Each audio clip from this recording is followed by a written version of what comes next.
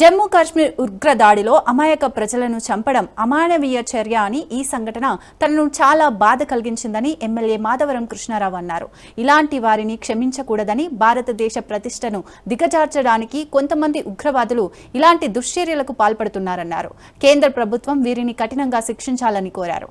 పార్టీలకు అతీతంగా ప్రతి ఒక్కరూ ఇలాంటి చర్యలను తీవ్రంగా ఖండిస్తున్నామన్నారు. దేశ రక్షణ కోసం పోరాడుతున్న సైనికుల సేవకు తాము ఎప్పుడూ రుణపడి ఉంటామని అన్నారు.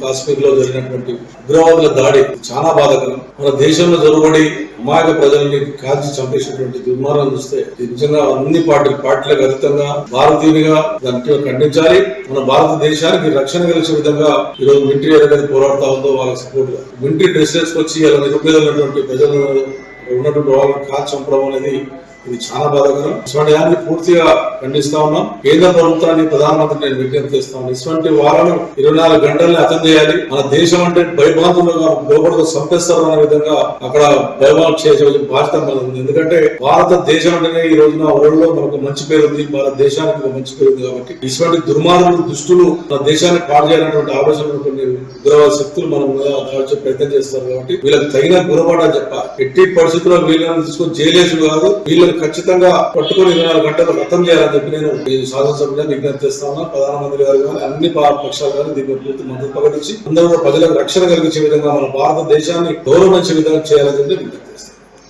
మన భారతదేశం కాశ్మీర్ లో జరిగినటువంటి ఉగ్రవాద